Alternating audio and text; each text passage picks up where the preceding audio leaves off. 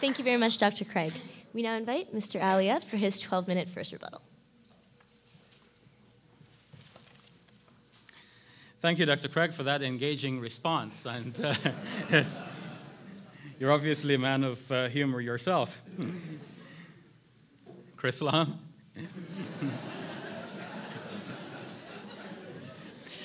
There is more to that verse than Dr. Craig has been able to explain. He focused on the ending of that verse, but the Muslim commentators focused on the middle section of that verse, which says, "Ma qataluhu wa ma salabuhu." They killed him not, they did not crucify him. And they took that to be two separate statements without seeing the overlapping and the continuity between the two of them. We have this occurring in the Quran. The Quran says if you are killed or if you die. Of course, if you are killed, you die. But there are two separate modes being spoken about. Killed, meaning that you're killed by some other entity, and die, meaning that you just simply die by what people might call natural causes. In this case, they killed him not, they did not crucify him, seems to be two separate statements, but there is an overlap. And we can see that wherever in the Quran the term crucifixion is used, it means to kill by the specific method of crucifixion. We have this, for example, in Surah 5, verse 33, where the penalty for a group of people referred to as the muharibun is that they may be either killed or crucified. So the or here may seem that obviously that there is no overlap, but obviously there is an overlap. The person might be killed by some other method or might be killed by the specific method of crucifixion. To me then, what the Quran, Surah 4, verse 157 is saying about Jesus is that they killed him not by some other means, nor did they kill him by the specific means of crucifixion. Why is there a need for the mention of the specific method of crucifixion? I don't know.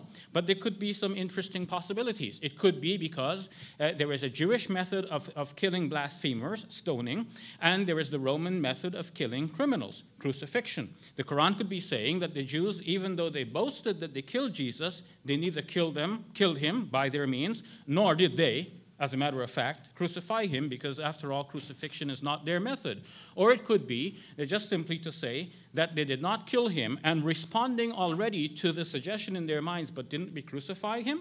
And the Quran answers, no, neither did you crucify him. And that, of course, is a method of Quranic discourse as well, where the Quran answers the objections that may arise in the mind of the reader as it goes. As we ourselves may do in some of our essays, when we anticipate an objection, we write the answer to the objection immediately, dealing with the anticipated objection.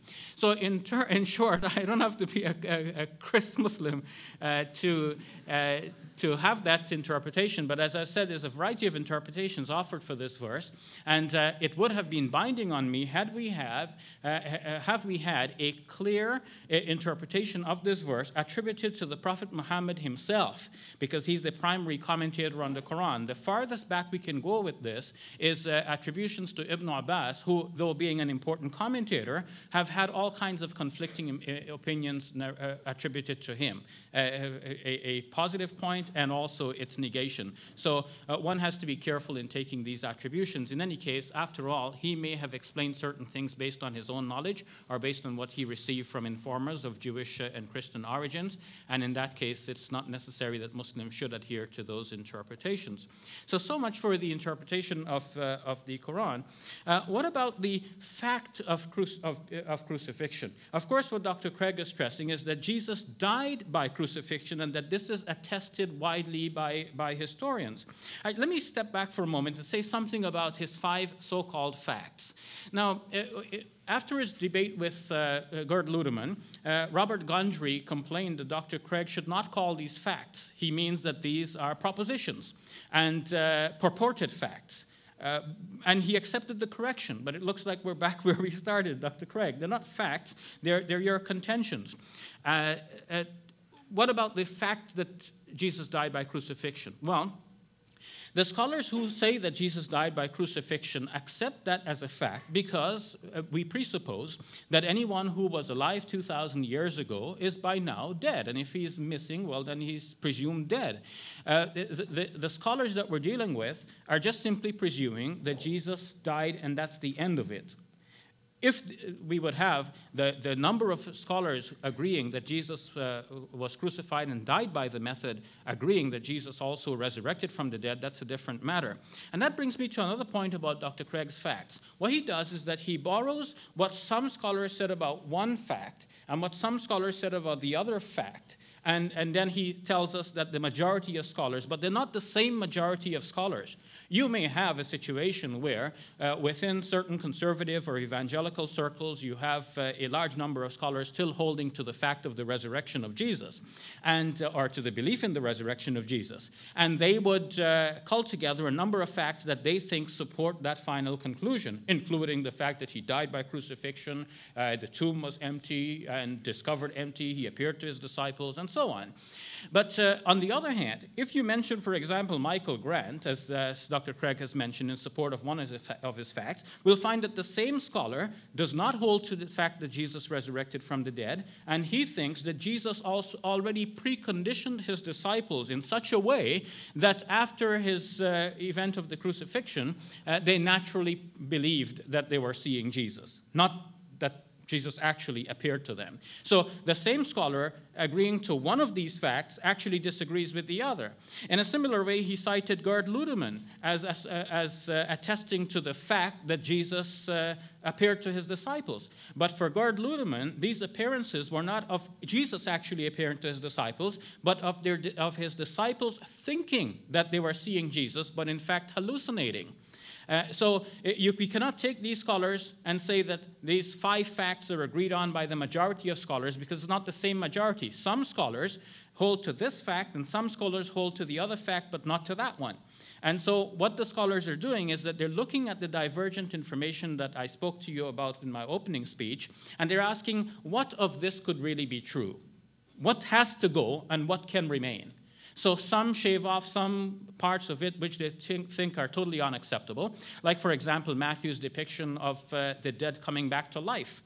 Matthew says that at the moment of Jesus' crucifixion, or at the moment of his death, there was a terrible earthquake, the tombs were opened, and the saints from old came back to life. And after Jesus' resurrection, they went into the city and were seen by many people. Most scholars dispute that fact. And Dr. Craig doesn't want to think about inerrancy, but you have to, because if Matthew can invent such an important and major statement about something that has happened, the resurrection of such multiple saints, then what else did he invent? That's a very important question. Dr. Craig himself has remarked that only a few conservative scholars will hold to that as a fact today. So, if we were to continue, the understanding that Jesus died of crucifixion is just simply because of the time in which he lived and the 2,000 years that separate him from us. But if we ask, what verification was there really that Jesus actually died at the time? You'll be surprised that according to Jan Bondison, it was for many centuries a puzzle for people to determine precisely the moment of death. In fact, it still remains a puzzle to this day. And occasionally we read about somebody who actually was presumed dead, and after all the arrangements were made to bury him, he actually miraculously comes back to life. Because, of course, something is mysterious here, and it's difficult to understand. John Bondison even quotes Pliny, the historian, Pliny the Younger, from the time of the early church, who actually expressed his dismay that we cannot really determine finally the time of death, because there were so many instances of a person presumed dead who actually came back to life. And the New Testament itself, in the Acts of the Apostles, chapter 14, the Jews stoned Paul and left him for dead, but when they left, he got up and walked away. Acts chapter 14. So we have instances where in that time people could not determine finally that a person was actually dead. What about the spear thrust in Jesus' side? Notice Dr. Craig's careful wording. It is attested that this was a method used in crucifixion. He means generally. But was it used specifically in the case of Jesus? I think Dr. Craig will have to admit that that was not the case. We do not have a proper attestation. We have John's gospel saying this, but remember that John was the last of the 4 gospels to be written. And many scholars think that John